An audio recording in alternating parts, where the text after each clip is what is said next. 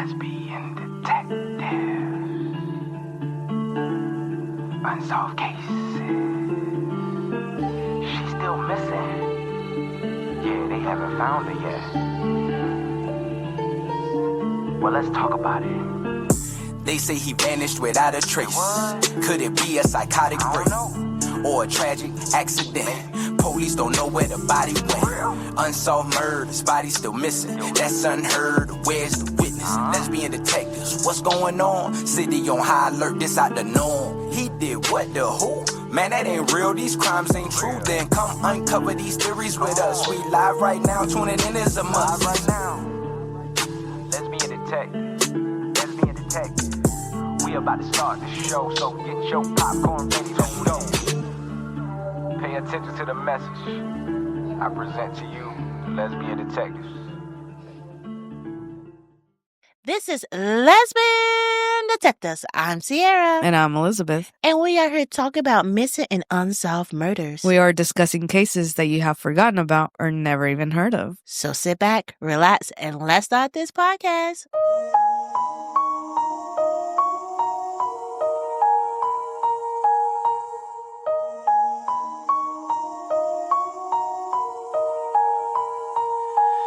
Welcome back, everybody. My wife is back. She's back. I didn't get COVID. My daughter didn't get COVID. So thank you who all pray for our health because we needed it. But it was a long couple days. The sacrifice was worth it. It was. Our daughter didn't get sick. I was like, okay, if I got sick, but our daughter, she has asthma. So we made sure my wife and her did not interact at all. Even when she came out the room, she had a mask, gloves, all that stuff. She did not interact. Like, my daughter just finally saw her, like, Monday? Yeah. So it's like, my daughter like, oh, where you been? But me and my daughter, we had good times. Me and her, we watched a lot of movies. We were just chilling. It was just us two. My wife was still in the house. We're just us. Just FaceTime. Mm-hmm. Oh, yeah, we FaceTime a lot.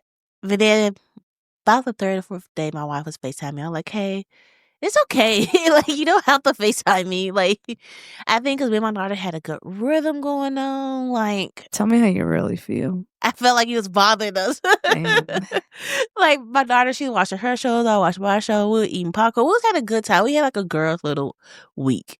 Because she couldn't go to daycare. I couldn't go nowhere. So it was like me and her. But when we went out. We went to the park. We had a good time. But this case right here, guys, it's like no information, but you would think it would have more information.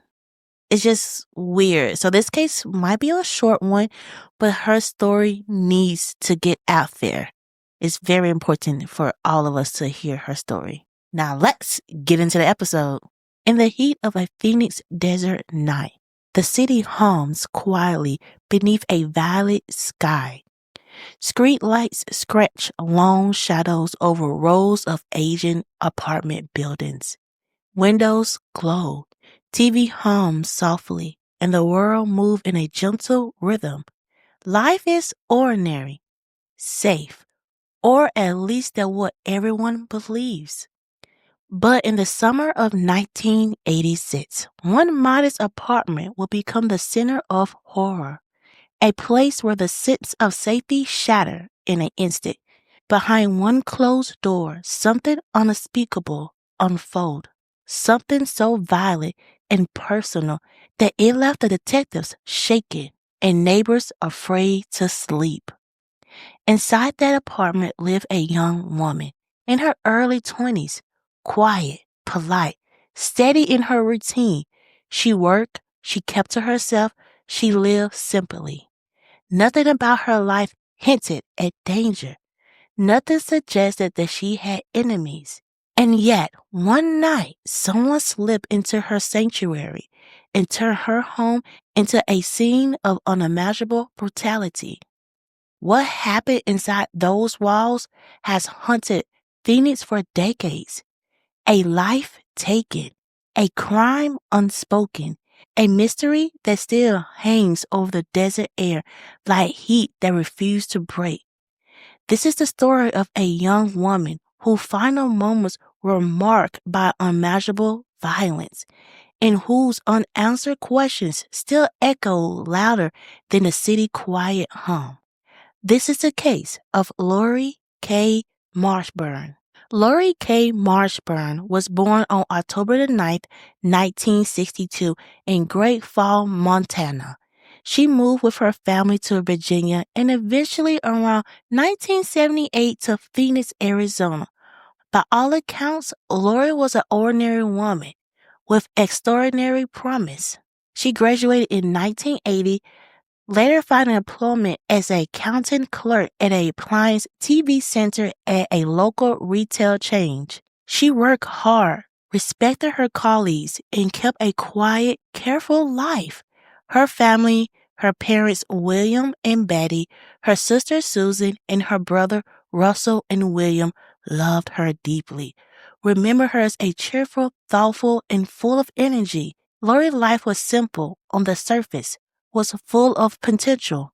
She had friends, routine, and the daily joy of a young woman finding her place in the world. Yet, all of that would come to a tragic and violent end. Laurie was in her 20s. Friends and neighbors remember her as quiet, but friendly, someone who kept to herself, yet smiled often and greeted everyone she passed. She had a soft laugh that lingers, a warmth that made people feel at ease. From the way she arranged her desk at work to the small garden plants she kept on her apartment balcony. Her apartment at 802 North 30th Street reflect her personality, neat and orderly. Everything had its place. Her kitchen, though small, was tidy, with pots hanging neatly and dishes stacked just so. The living room was modest, a couch facing a small television, a few books and magazines scattered in an orderly fashion. Her bedroom was tucked into a corner, windows open to the complex, letting in soft glow of the street light at night and the distant sound of the city. Every detail of her home spoke of a young woman who cared about her surroundings, who created order and comfort in her personal space. On January the 7th, Laurie went about her routine. Perhaps she cooked herself a simple dinner, maybe watched TV or flipped through a book she borrowed from a coworker. Perhaps she sat at a small kitchen table, jotting down errands for the week, or thought about visiting her family over the weekend. But that evening, the routine of her life was about to be shattered. Something or someone was waiting in the shadow, patiently, silently. The first sign that something was wrong didn't come from screams or cries. It came from an eerie absence. The neighbors, who were used to the quiet sounds of her life, the hum of a fan, the shuffle of paper, or the faint noise of music from her stereo, noticed nothing. The windows were dark, the apartment unusually silent. Concern turned to uneasy. People knocked, called out, tried the door. No response. Anxiety grew. Eventually, calls were made. The authorities were notified. Emergency responders arrived. The faint flash of red and blue lights casting harsh shadows across the apartment walls. What they found was unimaginable. Laurie had been stabbed 14 times. Her wounds concentrated on her head and neck. The violence was not random. It was personal, savage, and intimate. Every stab told a story of anger, obsessions, or a rage that went unchecked. The apartment, her safe haven, had become a chamber of horror. Some reports suggested the knife used may have been from her own kitchen. If true, it was not just murder. It was a violation of her home and her sanctuary, a twisting of the familiar into something terrifying. The sheets, the carpet, the small corner of her apartment that had been once her private world now bore witness to the brutality. The news spread slowly at first, whispered among neighbors and coworkers. Shock and disbelief rippled through the community. People looked over their shoulders, questioned everyone who came and went, and wondered how such a violent act could happen so quietly. In broad daylight, hours turned dark, only by the moon. How could someone so meticulous, so ordinary, be the target of such rage? And perhaps most chilling of all, who would do this and vanish without a trace? The apartment complex, once a place of routine life, became a space of fear and suspicion. Neighbors recalled the subtle details, the creak of the stairs late at night, shadows that didn't seem quite right, a feeling of being watched that they would never fully shake. Laurie's death was not just a tragedy, it was a reminder that danger could slip in silently, unannounced, and leave devastation in its wake. Laurie's murder, brutal and shocking as it was, did not occur in isolation. The same neighborhood that once seemed ordinary and safe, in the years that followed, rocked by further acts of horrific violence. The apartment complex at 802 North 30th Street, once a place of routine and quiet lives, seemed to harbor a dark shadow that lingered long after Laurie's death. In 1988, just 2 years after Laurie was killed, another young woman, Sarah Clark, was murdered within the same complex. Her case was disturbingly similar in its brutality. Sarah had been sexually assaulted and stabbed to death. The parallels between the two murders were impossible to ignore. For residents of the complex, a sense of fear settled like dust. If such violence could strike one young woman, it could strike another at any time. Then, barely a year later, in July 1989, the wave of violence crept further through the city. Laura Hunding, another young woman, was raped and murdered in her apartment on the 4800 block of East Willetta Street, just a short distance away. The pattern of attacks was chilling. Young women living alone in a small apartment unit, targeted within their homes, facing the most intimate, invasive form of violence imaginable.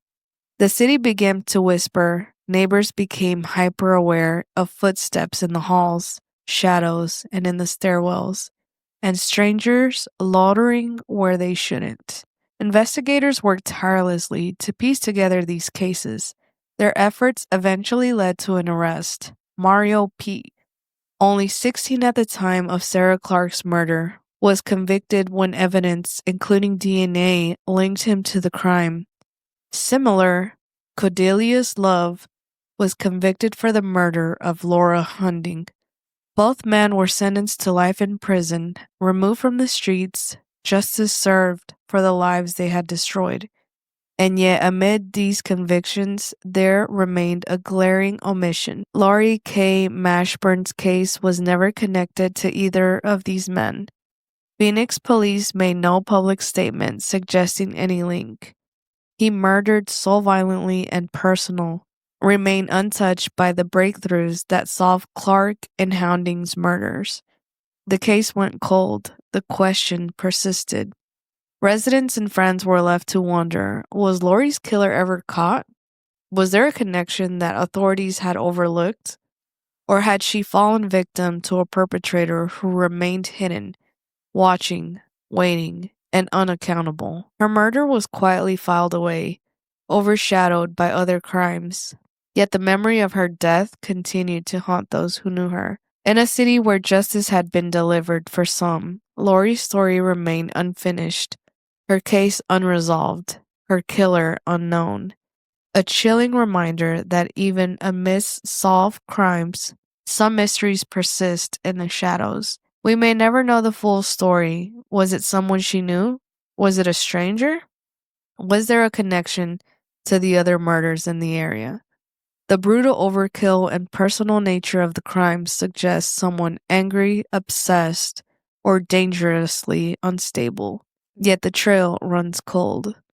Laurie Kay Marshburn's murder is more than a crime. It's a haunting mystery, a reminder of the lives that can be stolen in silence, and the questions that sometimes outlive the answers. Her name deserves to be remembered. Her story deserves to be told. And perhaps one day, justice will finally catch up with the darkness that stole her life. Before we end this case, let's remember the young lady that was killed. Laurie Kay Marshburn was more than a case number, more than a police report, more than the violence that ended her life. She was a young woman in her 20s, figuring out adulthood, one quiet day at a time. She kept a tidy home. She smiled at her neighbors. She lived simply, gently, the kind of person who moved through the world without causing harm, yet whose life was taken with an unimaginable cruelty. And somehow, in a neighborhood shaken by multiple murders, Laurie's case is the one that slipped through the cracks. No headlines, no breakthroughs, no justice, just silence. The same silence that had made her neighbors worry. But silence doesn't mean she should be forgotten. Laurie deserves more than what happened to her. She deserved a life that continued, friends who stayed close, dreams that grew with her. She deserved birthdays she never reached, holidays she never saw, ordinary days she never got to live. Someone out there knows what happened in that small apartment on North 30th Street. Someone carries the truth of those final minutes. And until the truth surfaces, until justice finds its way to Laurie's story, her case remains open in more ways than one. For Laurie, for her family, for the life she should have had. We say her name because remembering her is the only thing time can't take away. This is the case of Laurie Kay Marshburn. Now let's get into some theories. Theories. Let's get into some theories. Let's get into some theories. Everyone is a suspect until proven guilty. Let's get into some theories. Lesbian detectives.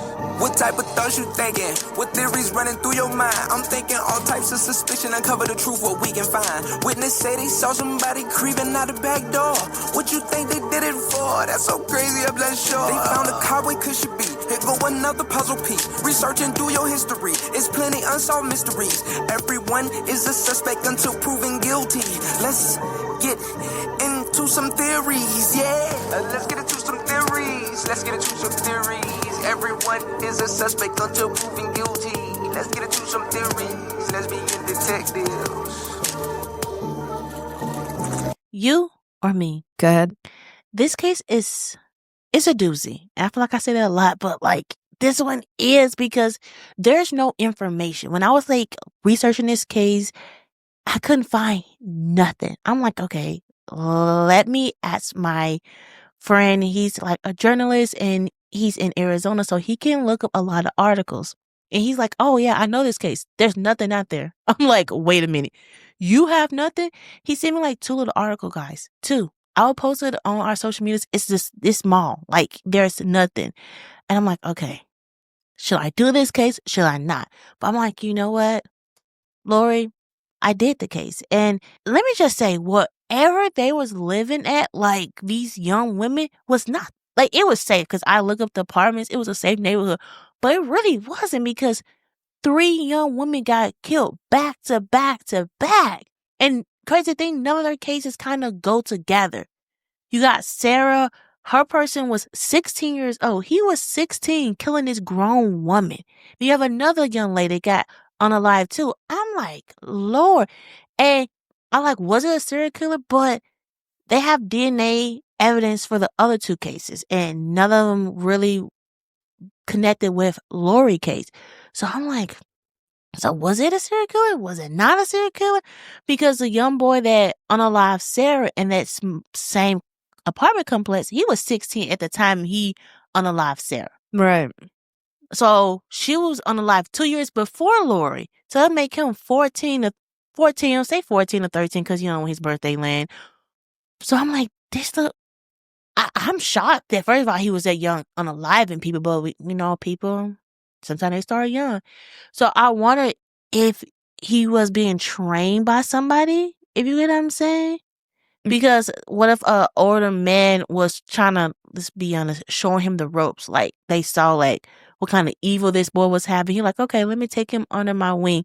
So what if he went with this older man to unalive Laurie? And that's why they didn't have no DNA. They have nothing. It's just, man, like 3 women back to back. Because I'm like, I don't know. I'm stuck on, is it a serial killer? Or were these guys working together a little bit? It almost seems like it. So what I was thinking, and this is just a crazy little theory, but I do think that there was a mastermind. And maybe, possibly, he was gay. And he might have been having intercourse with these other 2 men and was collecting their DNA.